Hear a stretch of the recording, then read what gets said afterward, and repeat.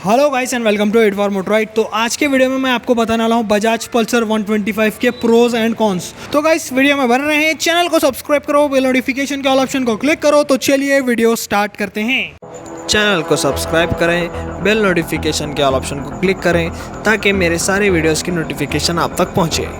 Video start करते हैं pros की बात करते हुए, मतलब पॉजिटिव पॉइंट। यहाँ पर पहला पॉजिटिव पॉइंट आता है इसका ओवरऑल लुक। यहाँ पर लुक आपको बहुत बढ़िया देखने को मिलता है बजाज पल्सर 125 का as compared to other 125 rivals जैसे कि SP 125 हो या फिर शाइन 125, ग्लैमर, एक्सटेक और TVS रेडर। उनसे थोड़ी बल्कि और बड़ी लगती है पल्सर 125 क्योंकि इसका जो पूरा लुक है पल्सर 150 से लिया गया है। यहाँ पर पल्सर 150 रखी है और यह है पल्सर 125।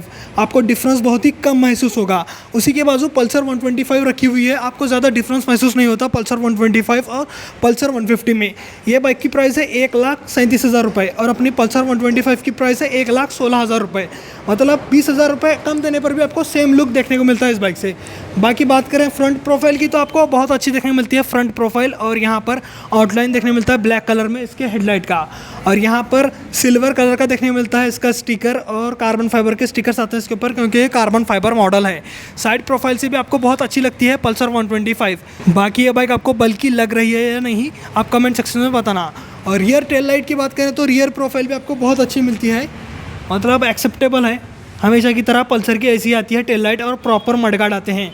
इसका आपको साइलेंसर भी बहुत बढ़िया देखने को मिलता है, इतना लंबा जाता है, ट्विन स्विंग आर्म है, और यहाँ पर बेली पैन देखने को मिलता है जो कि 125 सीसी में ज़्यादातर बाइक्स में नहीं आता।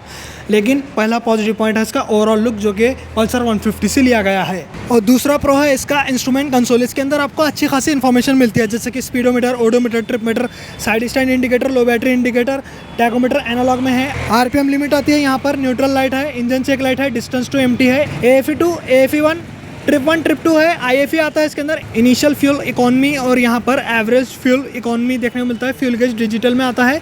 इसके अंदर अदर 125 सीसी के हिसाब से आपको अच्छे खासे फीचर्स मिलते हैं जैसे कि analogue tachometer. Semi digital instrument console ज़्यादातर लोगों को पसंद आता है जैसे कि इंथुजियाजिस्ट हैं बाइक के। और यहाँ पर बटन्स की क्वालिटी भी अच्छी मिलती है। इंजन ग्रिल स्विच है, इसके नीचे सेल्फ स्टार्टर, लेफ्ट साइड में पासिंग स्विच है, यह है लो बीम, हाई बीम, यह है इंडिकेटर, और इसके नीचे हॉर्न, नॉर्मल सा हॉर्न है। और प्रैक्टिकल रियर व्यू मिरर देखने को मिल जाते हैं आपको। यहाँ पर क्लिप ऑन हैंडल बार भी देखने को मिलता है। मेरे हिसाब से दूसरा प्रो बनता है इसका कॉकपिट का डिज़ाइन, फीचर्स, इसके बैकलाइट स्विचेस और इसका रियर व्यू मिरर और ये क्लिप ऑन हैंडल बार। अब बात करें तीसरे प्रो की तो यहाँ पर सीट कंफर्ट आपको वन ऑफ द बेस्ट मिलता है 125 सीसी के हिसाब से, क्योंकि यहाँ पर बहुत ज़्यादा लंबी और बहुत ज़्यादा चौड़ी सीट देखने को मिलती है। इसके अंदर आपको कुशनिंग भी अच्छी मिल जाती है ताकि राइडर प्लस पिलियन दोनों बहुत ज़्यादा कंफर्टेबल रहें। यहाँ पर कंफर्ट की आपको कमी नहीं मिलती as compared to other 125 cc bikes.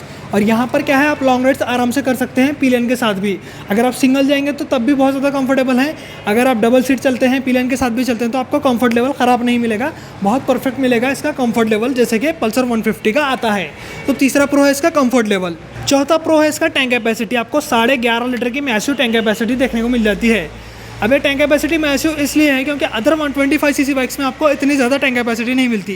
किसी में आपको 10 लीटर की मिलती है, किसी में 9 लीटर की, किसी में आपको 10.5 लीटर की, लेकिन 11.5 लीटर की टैंक कैपेसिटी आपको पल्सर 125 में मिल जाती है।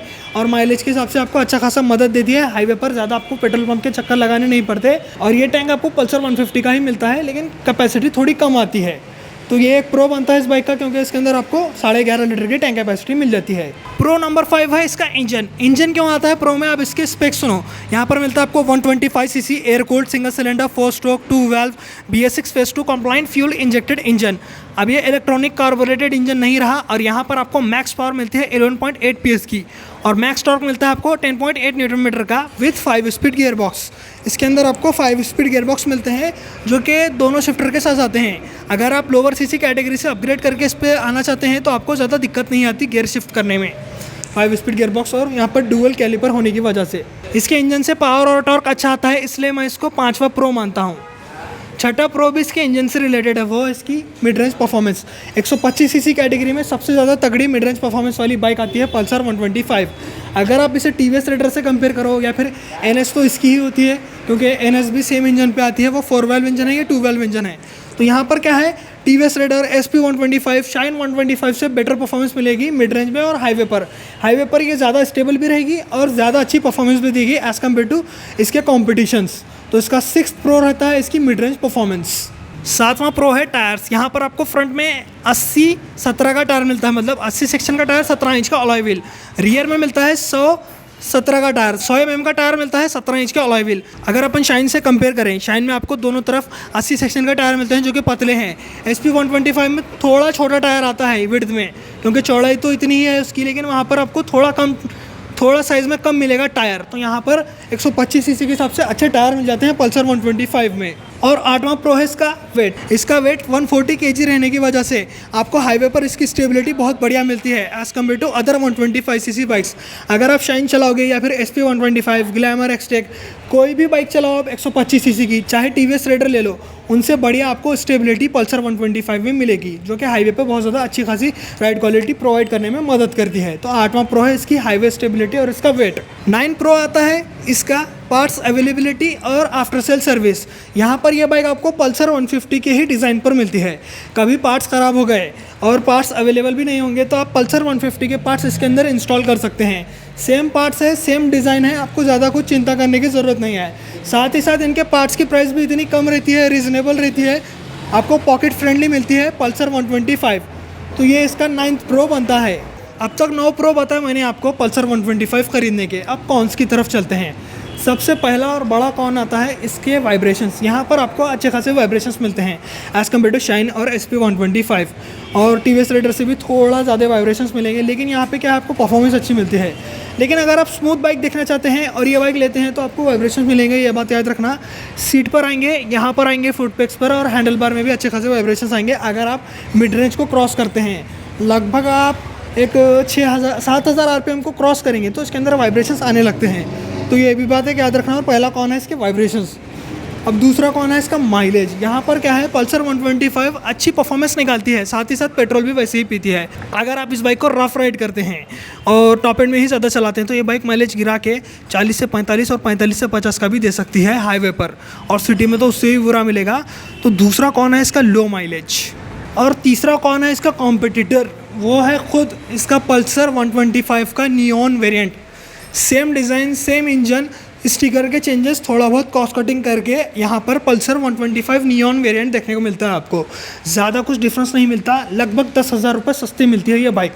तो आपको 10,000 कम में सेम इंजन, सेम डिज़ाइन मिल रहा है, तो आप उसको छोड़कर इसके तरफ जा सकते हैं, क्योंकि ये ज़्यादा वैल्यू फॉर मनी प्रोडक्ट बन जाता है यहाँ पर। और दोनों की प्राइस की बात करें, ये 1,06,000 ऑन रोड पड़ता है, और पल्सर 125 का carbon fibre model on road पड़ता है 1,16,000 single seat variant. Dual seat variant तो 1,20,000 के ऊपर जाएगा। तो यहाँ पर क्या है, आपको वैल्यू फॉर मनी देखने जाएँ तो ये बाइक ज़्यादा वैल्यू फॉर मनी बनती है। सेम डिज़ाइन है, सेम इंजन है, सब कुछ सेम है। तो चौथा कौन बनता है इसकी हाई प्राइसिंग। थोड़ा एक्सपेंसिव प्राइस है इसकी, 1,16,000 रुपये ऑन रोड पड़ती है, लगभग 1,16,700 रुपये इसकी ऑन रोड प्राइस है as compared to competition. Shine 125 तो इससे 17,000 रुपये सस्ते में आती है, और SP 125 6-7 सस्ते में आती है। साथ ही साथ आपको बता दूँ, ग्लैमर, एक्सटेक भी आपको सेम प्राइस पर मिल जाएगी, थोड़ा 1-2 हज़ार रुपये कम ही आएगी इससे। और सुपर स्प्लेंडर एक्सटेक 5 से 6,000 रुपये सस्ते में आती है as compared to this model. मेरे को लगता है थोड़ी इसकी प्राइस कम होती तो और अच्छा होता, क्योंकि ज़्यादा वैल्यू फॉर मनी प्रोडक्ट बन जाती है बाइक। तो चौथा कौन है इसकी एक्सपेंसिव प्राइसिंग।